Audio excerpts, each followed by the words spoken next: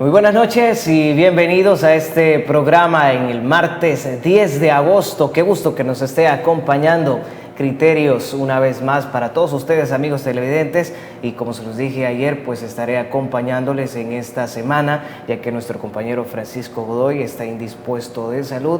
Deseamos que se recupere pronto y pues ya la próxima semana esté nuevamente con cada uno de ustedes. En esta noche queremos abordar diferentes temas de interés nacional. Lo que está sucediendo en nuestro país, es necesario que cada uno de nosotros pues nos formemos ese criterio, esa opinión, eso que necesitamos conocer a detalle, pues para saber en qué camino va nuestro país. Por eso en esta noche nuestra invitada es abogada y analista política, es Yanira Escobar. Le doy la bienvenida. Buenas noches, qué gusto que esté con nosotros, licenciada. Para mí es más grande el gusto. Buenas noches para todos los televidentes, también a los que nos van a ver, nos están viendo por las redes sociales. Un saludo, gracias por el espacio que se abre. Estoy aquí como una voz ciudadana más, soy abogada efectivamente, y el aporte que se tiene que dar a la sociedad con respecto a ciertos temas que son importantes es contar lo que está sucediendo y cómo se está sucediendo, ¿verdad? Así que gracias una vez más en este espacio y un gusto poder compartirlo contigo como dirigiendo este espacio, ¿verdad? Realmente para mí va a ser el completo placer, licenciada. Vamos a iniciar de inmediato.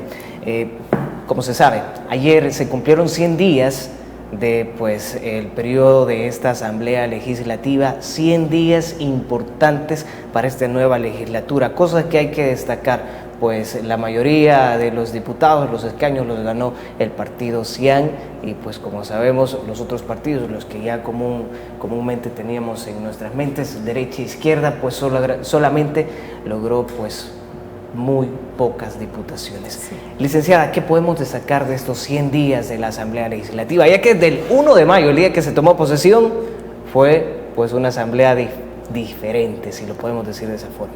Sí, definitivamente ha sido diferente totalmente, pero han emulado las mismas decisiones de sus antecesores. La diferencia radica en que la mayoría de los actuales diputados tienen muy poco conocimiento político, pero mucho menos sobre la gestión pública que ellos llegaron a realizar. Han confundido lo que ellos tenían que hacer con lo que les dijeron que debían de hacer. Y eso es terrible, porque la gestión pública y la función pública no debe de perder de vista que el único objetivo del desarrollo de la función pública de estos funcionarios tiene que ser el bienestar de la persona humana. La democracia tiene como pilar fundamental, y lo he dicho muchas veces, la separación de poderes. ¿Y para qué sirve la separación de poderes? Es para que cada uno cumpla un rol complementario, para que al final tengamos, por ejemplo, leyes más justas y leyes que sean adecuadas y apegadas a las necesidades de la población. Pero lastimosamente la bancada Cian, a pesar de que tiene un gran número histórico, porque hay que decir lo que es histórico, quiero aclarar lo siguiente. Okay. La representación de ellos es de la población y no del presidente de la República. Ese fue el primer error. Creer que ellos representan al presidente de la República porque la gente votó por el presidente y no por ellos. Desde ahí hay una propia anulación del rol y del papel que cada uno de los diputados juega. La Constitución de la República dice para todos aquellos que opten a un cargo de elección popular, para este caso, para los empleados públicos y en específico para los diputados, una vez están sentados, una vez son electos, ellos deberían de dejar la parte partidaria, la parte política partidaria a un lado y actuar de manera ecuánime, sin ningún sesgo político. e independiente. ¿Por qué es importante que un diputado actúe de manera independiente? Mira, dije al inicio que ellos han sido una nueva asamblea, pero han hecho lo mismo que los anteriores. Lo que sucede es que antes el poder estaba diseminado o dividido entre varios. Ahora solo está con la mayoría, que son los diputados de la bancada 100. Pero ellos en muchas oportunidades, y esto es público y notorio, ni siquiera saben qué es lo que han votado o por lo que han votado. Un ejemplo, la ley Bitcoin. En el momento mismo que la votaron, dijeron que la ley no era obligatorio el uso del Bitcoin. Pero en ese mismo momento en los que ellos estaban dando de las declaraciones de la presidencia de la República, se estaba diciendo que sí iba a ser de carácter obligatorio. ¿Y cuál era la verdad? Lo que ellos habían votado en el artículo 7 u 8 dice que todo agente económico que decida pagar con Bitcoin, debe ser, a quien recibe el pago, tiene la obligación de recibirlo. Entonces, ¿qué significa eso? Es una obligatoriedad, porque agentes económicos somos todos los que alguna vez pagamos o alguna vez recibimos pago. Entonces, la obligatoriedad iba ahí. Los diputados no sabían y acababan de votar. Entonces, eso es terrible, porque ¿cuál es la diferencia de ellos a los antiguos? Hasta ahorita no hemos visto. Otro punto, perder el tiempo. ¿Por qué es perder el tiempo? En hacer investigaciones estériles. Investigaciones que lo que han venido a hacer es comisiones para investigar, que lo que han venido a hacer solo es un show político. Hay mucha gente que quiere saber, que quiere corroborar el secreto popular y a voces de que X, Y, Z, FM, LN, Arena, quienes sean, han cometido actos al margen de la ley, ¿verdad? Entonces, han hecho dos tipos de comisiones: la de investigación sobre el tema de sobresueldos, y la otra, la de investigación sobre los fondos que se les dan a las ONGs. En ambos casos, sí es cierto, tienen los diputados tienen esa potestad. Ahora bien, pero hay que analizar qué necesita el país. ¿Necesita estar viendo ese tipo de shows o necesita que se investigue y persiga la corrupción? Yo creo que es lo segundo. O sea, yo era una de las que decía, pero mejor que remitan todas las pruebas que dicen que tienen a la Fiscalía. No han remitido las pruebas de los que tienen, de todos los que han entrevistado, pero sí de los que no fueron entrevistados, que ahora están siendo procesados. Y está bien, eso está bien, pero hay que aclararle a la gente lo siguiente: el sobresueldo, aunque lo que voy a decir suene chocante, pero el sobresueldo no es un delito. Es más, está reconocido en tres normativas: en la Ley de Servicio Civil para los empleados públicos y servidores públicos, en la ley, en el Código de Trabajo para los del sector privado y también para las autónomas, porque la regula el Código de Trabajo, y está en la Ley del Impuesto sobre la Renta, que se pueden emitir. Entonces, hay una habilitación legal para que una persona otorgue y el otro reciba sobresueldo. El punto medular es cuando este dinero se utiliza para, por ejemplo, entregar dinero a periodistas, entregar dinero con fondos públicos desde Casa Presidencial para magistrados, para jueces, para diferentes actores políticos. Eso ya es soborno, ese es un delito. ¿Cuál es el otro delito? Cuando ellos recibían el sobresueldo y no lo declararon, por ejemplo. Entonces ahí hay una evasión fiscal. ¿Cuál es el otro delito? Bueno, es que ellos recibieron y no lo declararon en probidad. Ahí hay una responsabilidad de tipo administrativa patrimonial que puede decantar en un enriquecimiento ilícito, que es lo que están investigando. Pero esas investigaciones las hace la Fiscalía y esas sí tienen un efecto, pero las que hace la Asamblea únicamente tienen un efecto de interpelación, de una forma de interpelación de sus opositores, porque fue bien evidente que los diputados en su mayoría que están ahí de la bancada CIAN, cuando se presenta el convicto y expresidente de la República, Elías Antonio Saca, bueno, poco faltó que le pusieran la alfombra roja y le dieran los honores de presidente, ¿verdad?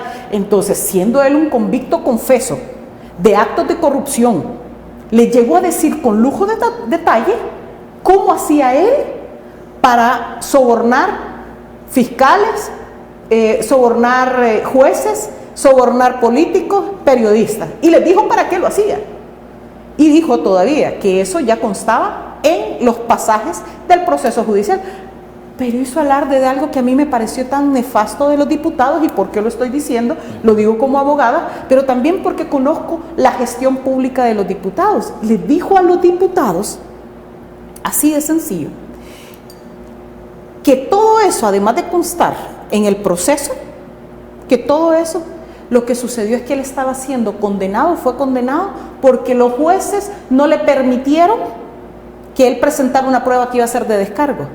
Y los diputados salieron después diciendo, pobrecito, Elías Antonio Sacá fue condenado ilegalmente porque no solo él tuvo que ser responsable y posiblemente hasta tuvo que haber sido exonerado, dijeron algunos de los actuales diputados, cuando ellos están llamados como padres de la patria y madres de la patria a saber que en ningún proceso judicial se puede sacar una prueba así por así, y menos en un proceso que fue tan abierto como el de Elías Antonio Sacá, y menos aún cuando él en la misma investigación que estaba haciendo esa comisión de la Asamblea, a ellos les ha dicho cómo cometió el delito.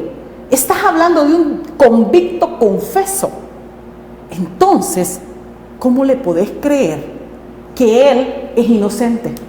Él llevaba los documentos. Sí, pero para probar lo que había hecho con los demás. O sea, ahí estaba, él mismo aceptó el delito que cometió, por el cual está condenado y que está penando una pena, se supone, purgando una pena en el sector 9 de Mariana. Mi pregunta es la siguiente para los señores diputados y diputadas. ¿Por qué lo sacaron del penal? ¿Lo sacaron a pasear? Mira, si hay jueces que a muchos de los que están procesados, siendo procesados, hacen teleaudiencias, ellos están en el penal, no es necesario sacarlo. Todo lo que implica sacar a un reo de un penal. Entonces, ¿por qué lo sacaron? ¿Cuál fue el show? Ahí es donde yo no estoy de acuerdo. Mira, ellos tienen en sus manos la oportunidad de hacer la diferencia. ¿Y cómo se hace la diferencia? No siendo más de lo mismo. ¿Y cómo se hace no ser más de lo mismo? Pues primero, no apoyar botones y levantar la mano solo porque te digan. Segundo, tener criterio propio de lo que está haciendo. Tercero, por lo menos tener un mínimo de convencimiento y de análisis de la ley o de la normativa que se está sometiendo. Cuarto, hay que priorizar el trabajo legislativo. Fue bien fácil hacer caso omiso de la moral legislativa. Vinieron y de un solo plumazo dijeron, todo no sirve, vamos a empezar de cero. Al archivo. Pero miren, ¿cuáles han sido las propuestas de cada uno de los diputados? Algunos ahí han dicho, miren, yo propongo esta ley. Pero si quien propone no es de la bancada Cian, ahí hay es lapidario todo. Pero ¿cuántos de la bancada Cian han escuchado ustedes, pueblo salvadoreño, que han hecho una propuesta de una ley que ellos hayan formulado? Porque si sos diputado tenés que saber formular leyes, eso es lo primero. Lo segundo, tenés que entender de muchas temáticas y saber dónde están las verdaderas necesidades. Necesitamos un circo mediático donde nos lleguen a decir que si la señora Ana Vilma, que si el señor Alfredo Cristiani, si esos son delitos que ya prescribieron y hacen el show, porque ese es otro show, que presentan una reforma al Código Penal para que ciertos delitos no prescriban, ciertos delitos que tienen que ver con temas de corrupción, porque la corrupción como tal no es un delito también. Entonces, pero la Constitución de la República dice todavía que tienen que pasar, que si pasaron más de 10 años desde que la persona cometió el delito de esos funcionarios, ya no puede ser procesado. Entonces, hay una contradicción entre la norma constitucional y el Código Penal actualmente. Esa reforma no va a poderse aplicar. Ok, perfecto. Licenciada, tenemos que hacer la primera pausa. No nos cambie, estamos conversando con la licenciada Yanira Escobar, abogada y analista política. No nos cambie.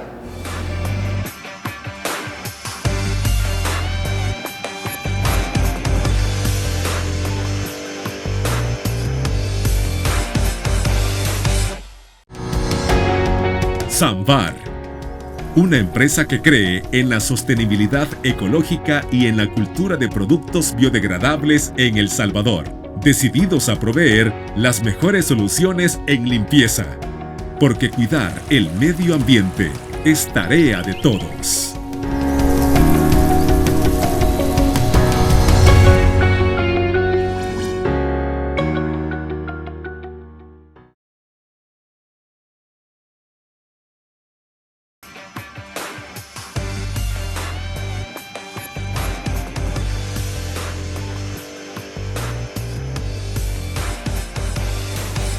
Sigamos conversando en Criterios con Yanira Escobar, abogada y analista política. Licenciada, para concluir con el tema de la asamblea, en estos 100 días, ¿cómo podemos catalogar entonces el trabajo de una asamblea en que usted lo ha dicho, solo ha sido para presionar un botón en favor de pues todas aquellas propuestas de ley o reformas de ley que vienen del Ejecutivo? Bueno, definitivamente la Asamblea Legislativa, yo si estuviera en ese cargo, en este momento estaría haciendo una retrospección, una introspección también de mi actuar. ¿Por qué? Mira, si a la tercera sesión que tuvieron en mayo ya tenías a un enviado de Estados Unidos por todo lo que ellos habían hecho, llegar a la Asamblea Legislativa a evadir leyes no es una función de un legislador, al contrario, es el primer llamado a respetar las leyes que ya están hechas. Primero hay que pensar como ciudadanos, hay que pensar no como políticos, hay que pensar en la población. Estás haciendo una función pública, tenés que cumplirla, pero también tenés que conocer qué estás cumpliendo. Ellos han desconocido por completo su labor y creen que lo que ellos han llegado a hacer es un apéndice del órgano ejecutivo, y ese es el resultado de estos 100 días. Han demostrado ser solo un apéndice o una caja de resonancia de el discurso del presidente de la República. Una cosa es la armonía entre poderes y otra cosa muy distinta es la separación de poderes. Hasta este momento, en 100 días, no hemos podido identificar desde la sociedad civil la separación de poderes. No hemos podido identificar desde la sociedad civil que los diputados en su mayoría sean respetuosos de las leyes. Al contrario, ahí seguimos escuchando discursos de odio, no solo de los que vienen del presidente, sino como antes. O sea, sencillamente atacar la curul es como un púlpito para atacar a tus detractores políticos. Y eso ya lo tendríamos que haber superado. Pero en 100 días no se ha superado. Es más, se ha quizás ampliado más, porque ahora son hasta palabras de tipo soez o digamos, una forma de hablar no correcta, como por ejemplo el diputado Caleb, ¿verdad?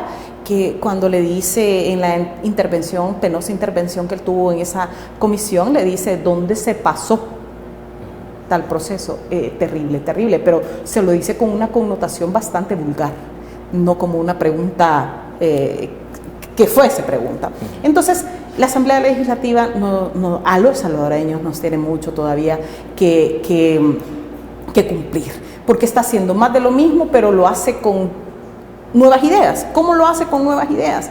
Pues mira, se toman fotos muy bonitas porque son jóvenes, la juventud, tú estás joven y la juventud, decían mi abuelita, divino tesoro, y es así, jóvenes somos bellos, tenemos esa hermosura, y ellos, tenemos diputados muy lindos, físicamente, qué bien, bravo, pero así como son lindos por fuera, deberían de ser por dentro, y más todavía, deberían de ser pensantes. Es triste que ellos van a quedar en historia, y ya quedaron en historia, como los diputados que llegaron solo a levantar la mano y hacer un desastre político del país y un desastre económico, hacer que Estados Unidos tuviese que mandar, mira, yo tengo 43 años, y en estos 43 años muy pocas veces yo había visto que un enviado directamente del presidente de Estados Unidos viniera a hablar con alguno, al menos que fuera tan evidente. Y en dos ocasiones. Y en 2 ocasiones en menos de un mes.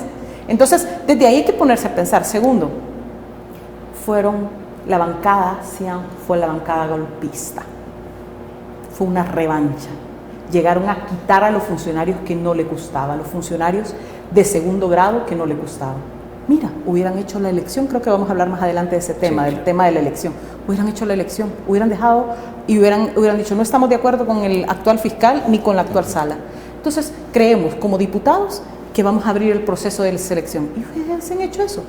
Si es que lo que tenían que hacer era respetar el proceso legal. Y lo primero que debieron hacer es irrespetarlo. ¿Pero por qué lo irrespetaron? Porque ni lo conocían.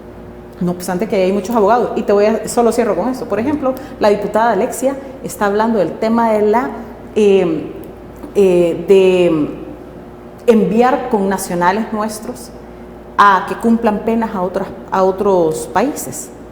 Eso es inconstitucional. No podés hacer eso.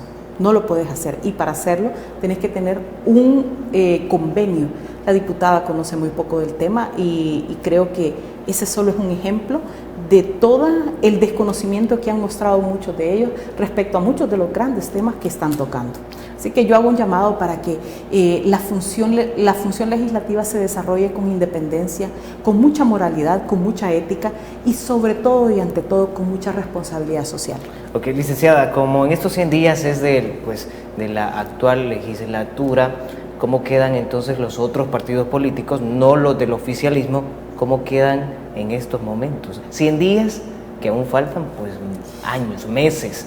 ¿Cómo va a seguir este procedimiento de aprobar leyes, reformar y el trabajo dentro del órgano legislativo?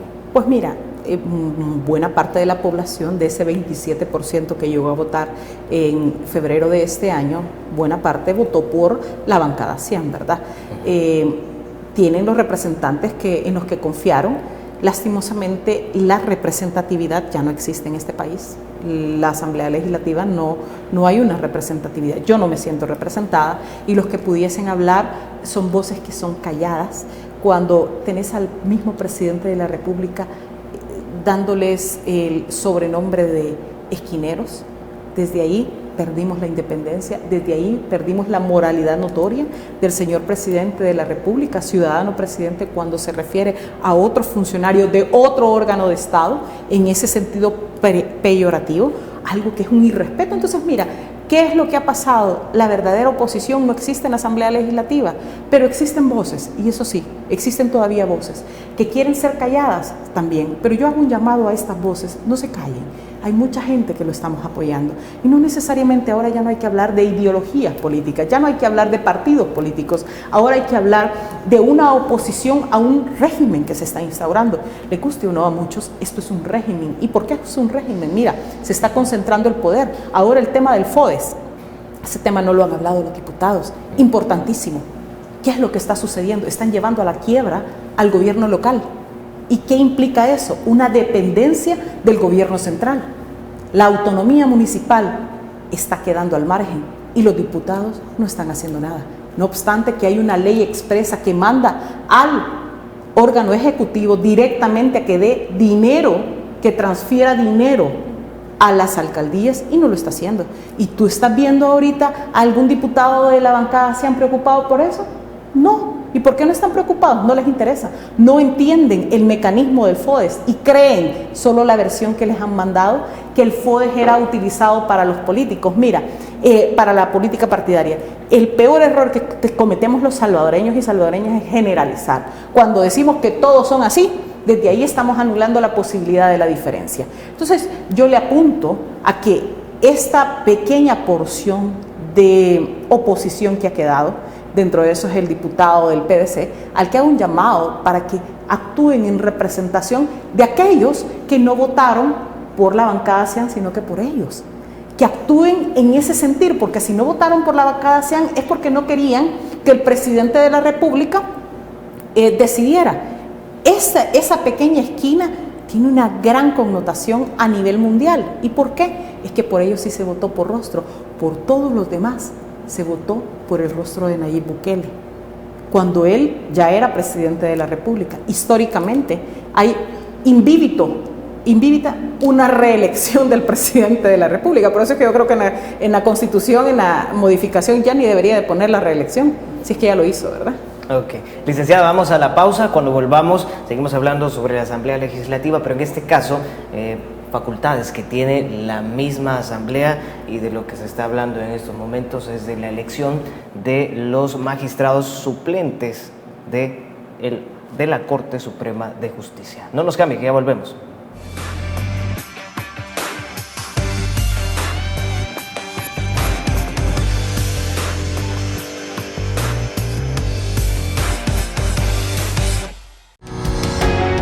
Samvar, una empresa que cree en la sostenibilidad ecológica y en la cultura de productos biodegradables en El Salvador, decididos a proveer las mejores soluciones en limpieza, porque cuidar el medio ambiente es tarea de todos.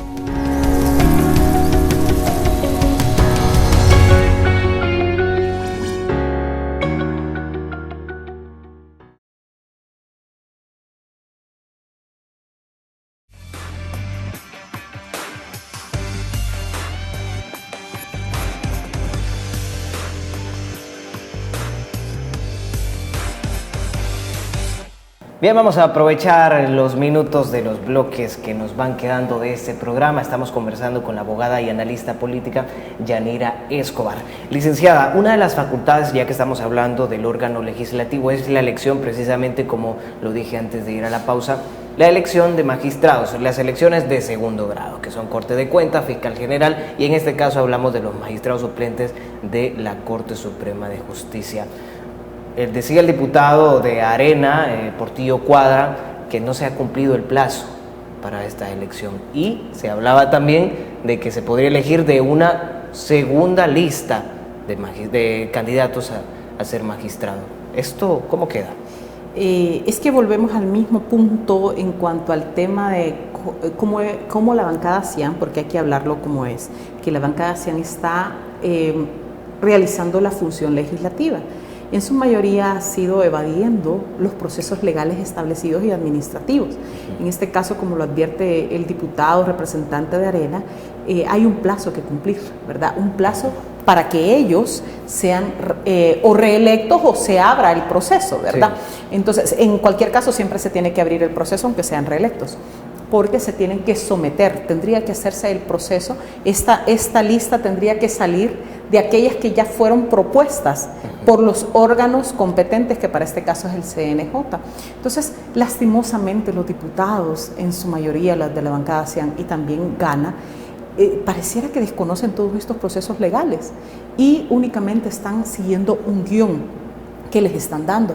Y entonces están a toda costa queriendo cambiar la naturaleza de la sala, la independencia de la Sala de lo Constitucional, pero de la Corte Suprema de Justicia como tal. Mira, ¿qué sucede? ¿Por qué se tienen que hacer los procesos legales? Y hay mucha gente que dice, pero es que mire, nunca se siguieron los procesos legales. Es que sí existían. Lo que siempre existió es lo que sucedió cuando entró esta Asamblea Legislativa hace 100 días, el 1 de mayo. Es que ya tenían tras el pasillo a la persona que iban a elegir. Entonces, ¿por qué eso sucedió? Los que entraron esa sala golpista, por la cual, bueno, espero que cuando escuchen aquí no me vayan a querer procesar a mí también, porque al doctor Enrique Anaya Barraza lo tienen procesado por decir situaciones o cuestiones similares, pero eso es la verdad, así es el costo que uno tiene que pagar por decir la verdad. Ustedes que son abogados y que están en el órgano judicial, en esa máxima magistratura, mira, tú estás un poco joven, pero han habido muchas salas de lo constitucional y se caracterizaba por una cuestión. Los abogados lo sabemos, la comunidad jurídica lo sabemos, que ahí llegaba el Olimpo, pues así le decíamos, es que eran el Olimpo. ¿Por qué era el Olimpo? Porque llegaban verdaderos juristas, verdaderos profesionales del derecho con una ética de reconocida pública y notoria. Muchos de ellos eran catedráticos en universidades, eran formadores, pero ahora da una tristeza ver cada personaje y persona que está sentado ahí y ver cómo se aprovechan de un momento coyuntural para llegar a esa máxima magistratura. Estás viendo a dos representantes de intereses de los ministros y del órgano ejecutivo sentados, bueno, 3 sentados en esas sillas como funcionarios de la sala de lo contencioso, de lo constitucional, y me refiero al que fungió como asesor legal del presidente de la República y que está ahí. Me refiero al que fungió como abogado y que estuvo en interpelación, que ahora también está ahí. No significa que por esa labor que ellos trabajaron no tengan el derecho de estar ahí, claro que sí, pero lo primero que tuvieron que hacer ellos es respetar la ley. Si van a llegar a interpretar la ley, porque es una manera de interpretarlo, aunque solo lo interpreta la Constitución, la Asamblea Legislativa, pero al momento que ellos hacen sus resoluciones, hay una llevin vivitum, una interpretación desde la luz de la Constitución, ¿verdad? No más allá. Ellos tuvieron que haber respetado ese proceso y decirle al presidente de la República, te agradezco la oportunidad que me está dando la bancada CIAN, pero yo me quiero someter al procedimiento. Y una vez revisen mis credenciales y me den la oportunidad de decir qué voy a llegar a hacer yo como magistrado, entonces me eligen, si ustedes les convence. Eso se llama tener moral y ética. Muchos de ellos llegaron, ¿te acuerdas ahora? Muchos de los que llegaron le dijeron eso a los señores diputados, no alcanzaron a comprender lo que les decían. Por ejemplo, no quisiera referirme a ciertos nombres, pero que fue público la cátedra de derecho que le llegaron a dar, ¿verdad? Porque fue cátedra.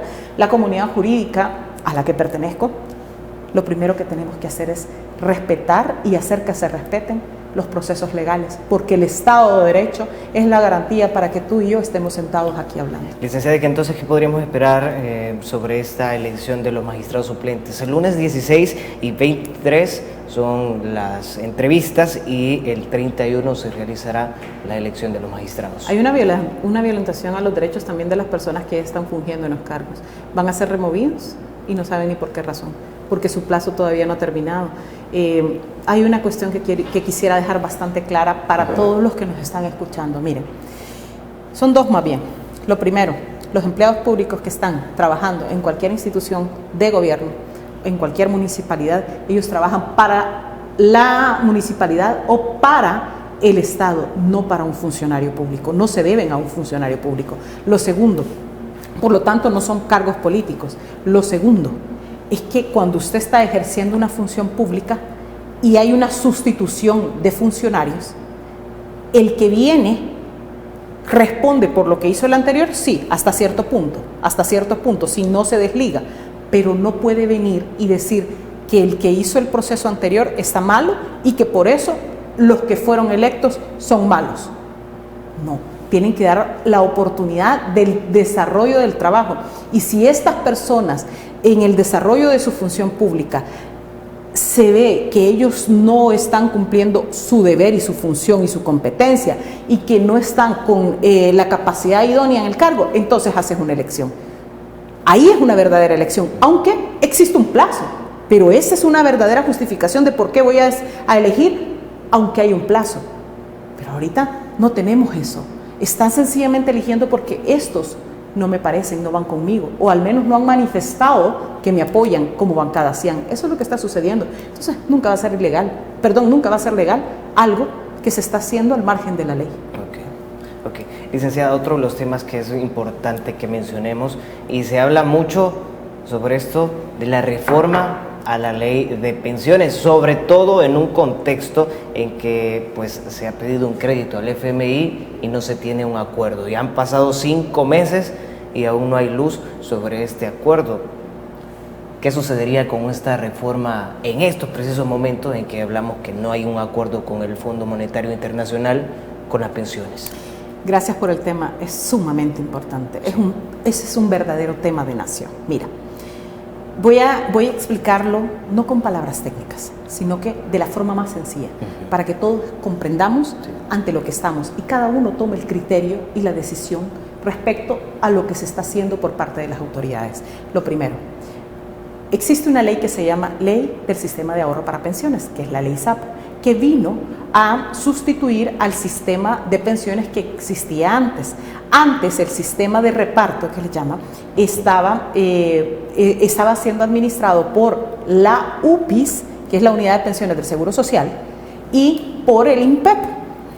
La UPIS veía a todos aquellos empleados que eran cotizantes de empresas privadas y el INPEP veía a todos los empleados públicos. Administraba todas las cotizaciones y aportes que daban a ese sistema, que se llama el sistema de pensiones público. Desde el 1996 hasta 1997 se estudió una reforma y se emuló lo que se había hecho en aquel momento en Chile, la privatización del sistema de pensiones. Y así nacen las AFP, que son administradoras de fondos de pensiones. Las AFP son sociedades anónimas. O sea, es una empresa administrada por empresarios. No tiene una función social, es una empresa. Ahí hubo indíbita una concesión de algo que ya venía desarrollando el Estado. ¿Por qué? Porque el artículo 50 de la Constitución habla del derecho a la seguridad social. O sea, todos tenemos derecho a tener una pensión digna, que ese es el otro punto. Entonces, cuando nace el sistema de ahorro para pensiones, te dicen, mira, ahora tú vas a saber cuántas cotizaciones tenés y tú vas a tener derecho a tu cuenta individual. Eso es lo que le dijeron. Luego nace el FOP, a raíz de que este sistema venía para abajo. El FOP es el Fondo de Obligaciones Previsionales. Ese Fondo de Obligaciones Previsionales lo que hacía era que las AFP están administrando todas las cotizaciones y aportaciones actuales de toda la población trabajadora, desde 1998, abril de 1998 para acá. Entonces, ellos están invirtiendo y tenían por ley, de acuerdo a la ley FOP, tenían que invertir en los certificados emitidos, previsionales emitidos por el Consejo del FOP, que estaba administrado y estaba conformado por el ministro de Hacienda, por el director del Seguro Social, por el presidente del INPEP y como secretaria el representante o el presidente de Bandesal. Ese consejo emitía certificados, hacía 3 colocaciones al año, cada 3 meses son 3. Entonces, y las AFP tenían que comprar. Con esas compras de esos SIP, que son títulos valores, ¿verdad? Que les decían, que le decían a la gente que tenía que comprar, las AFP compraban, colocaban y con ese dinero se pagaban las pensiones del sector público, del INPEP y del Seguro Social, porque nunca desaparecieron. Y aunque cuando crearon la ley SAP dijeron que las reservas técnicas del INPEP ya no existían, eso es una falacia. Las reservas técnicas se han acabado ahora unos 3-4 años no más. O sea, estamos hablando pasado más de 20 años después de que se aprobó la ley SAP. Entonces, se pagaban las pensiones, pero se tenía que pagar también, el Estado tenía que pagar un interés. Y en la ley FOP, que la hicieron en manos de Tony Saca, nunca dejaron establecido quién iba a pagar esos intereses por la inversión de los SIP. Entonces ahí es donde nació la deuda de pensiones. Esa es la verdadera deuda. No que los abuelitos estén cobrando su pensión, no. Fue que ese vacío legal que dejó la Asamblea Legislativa de ese momento es que el interés por la inversión que hacían las AFP se paga de la caja chica del Estado, y empezó a crecer, porque el interés, ahí hubo un pleito que tenía que hacer, una discusión más bien, se pagaba al 1%, pero querían que se pagara al 5, 7, 10%, pero ese porcentaje siempre salía del fondo del Estado. Entonces, entre más se pague, más se eroga el Estado. Es un círculo vicioso, porque más tiene que erogar el Estado. Si bien es cierto, en cada uno de la cuenta individual las personas van a recibir más dinero, pero van a tener que pagarla por la vía de impuestos, porque el Estado tiene que generarse. Entonces, ¿qué es lo que sucede? El fondo de pensión, ahora hablemos del otro aspecto. El fondo de pensión, primero, antes de pasar a ese aspecto, la ley FOP fue derogada en la gestión anterior. Ya no se emiten los SIP, pero sí está la obligación de pago de todos los que se emitieron desde el 2006 para acá. Licenciada, pero antes que pasemos al otro aspecto, tenemos que hacer una pausa. Perdón. Breve, pero ya volvemos con este tema que es importante. Y también hay que mencionar algo que están diciendo los economistas de nuestro país, es que se advierte que el gobierno quiere tomar parte de los ahorros de los trabajadores, y para eso lo vamos a analizar también con nuestra invitada, Yanira Escobar, licenciada, abogada y analista política. No nos cambien.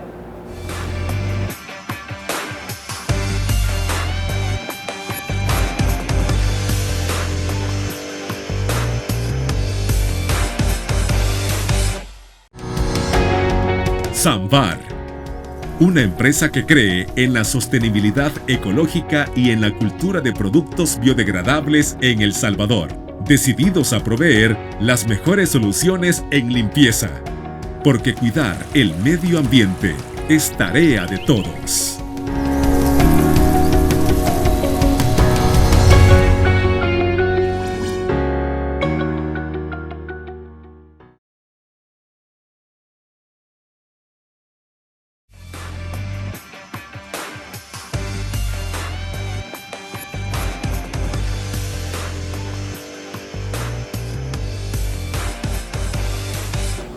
Bien, sigamos conversando con nuestra invitada Yanira Escobar.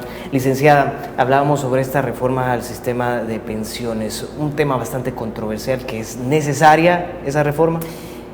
Sí es necesaria, pero no como se está haciendo ahorita. Mira, el principal problema de este gobierno es que tira grandes temas, pero no dice cómo lo va a hacer, porque aquí la rendición de cuentas es nula por el momento. Entonces estamos suponiendo. Desde mi experiencia en el tema de pensiones, lo que te puedo decir es que sí es necesario, pero el tema de que lo está haciendo por fases, yo veo que tiene un objetivo. Y es que ya explicamos qué era el FOP y de dónde nace la deuda de pensiones, que venimos cargando de años y que vamos a seguir cargando. Eso implica que la deuda, que se suba el nivel de deuda general del Estado. Eso lo puede explicar mejor un economista. Y lo cual podemos decir que no se tiene una pensión digna. Ese es otro tema, que ya casi, ahorita lo tocamos rápidamente. Quiero pasar al siguiente aspecto. Ya hablamos del tema del FOP y de dónde sale la deuda. Ahora hablemos del tema del fondo de pensiones. ¿Qué es el fondo de pensiones? Son todas las cotizaciones y aportaciones que aparecen de cada uno de los trabajadores que están en este momento en el sistema de ahorro para pensiones, cotizando. Entonces, ese fondo tiene en este momento una cantidad de más o menos 12.000 millones de dólares. De esos 12.000, hay una colocación en diferentes aspectos que llega más o menos entre 4.000 a 5.000 millones. Entonces, hablemos de unos 7.000 a 8.000 millones que tiene el fondo que pueden ser utilizados. La primera fase que va a hacer el gobierno, aunque no lo ha dicho, es estatizar las pensiones. ¿Y cómo las va a estatizar? Va a reformar unos 2 o 3 artículos de la ley SAP en lo siguiente. Eso es lo que yo creo. ¿Puedo equivocarme? Sí, pero creo que es a lo que van. Van a ampliar las potestades legales del INPEP, porque ya tienen una institución que tiene una capacidad instalada, tanto de talento humano como de experiencia en el sistema de pensiones. Van a estatizarla en el sentido, la van a ampliar en el sentido que no va a ser solo para empleados públicos, sino que para privados, y van a hacer la AFP pública.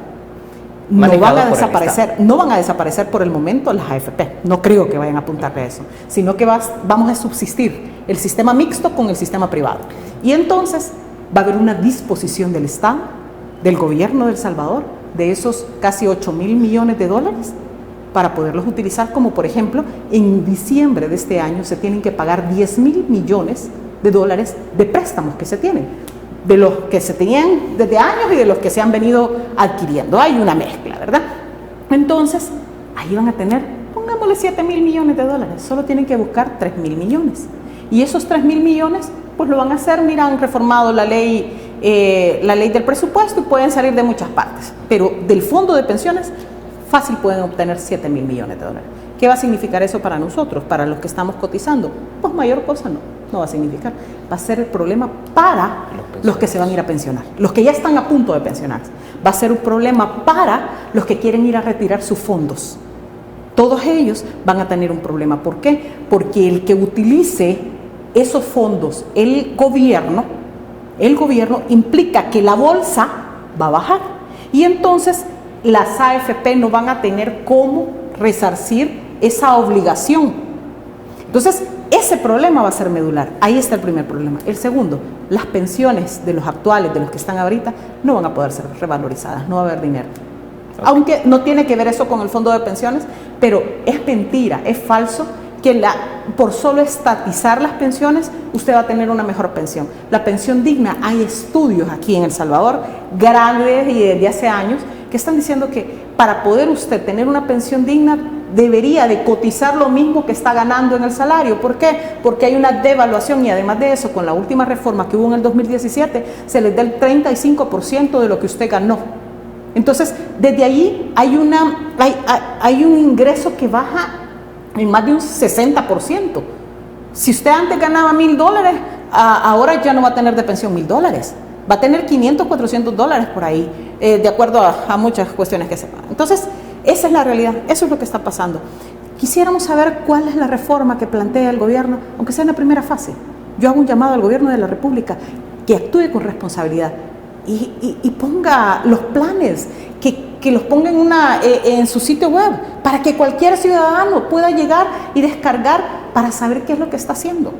Ese es el problema. El sistema de pensiones no tiene que ser manoseado, porque ahorita usted puede ser que está cotizando y no lo va a sentir, pero si cuando usted quiera retirar su fondo o quiera pensionarse o recibir una asignación, usted no lo va a poder hacer. Ok. Licenciado, vamos a la pausa. Al volver, el último bloque de nuestro programa, ya quizás unos minutitos nada más, pero no nos cambie que cuando volvamos la conclusión y finalización de este programa.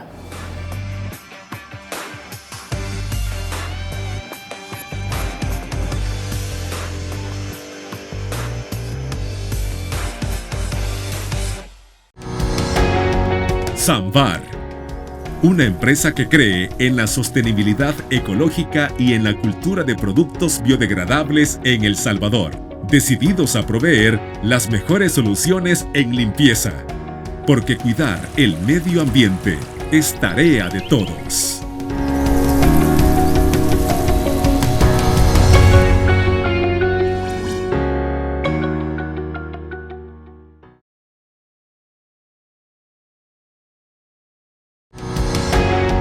Samvar, una empresa que cree en la sostenibilidad ecológica y en la cultura de productos biodegradables en El Salvador, decididos a proveer las mejores soluciones en limpieza, porque cuidar el medio ambiente es tarea de todos.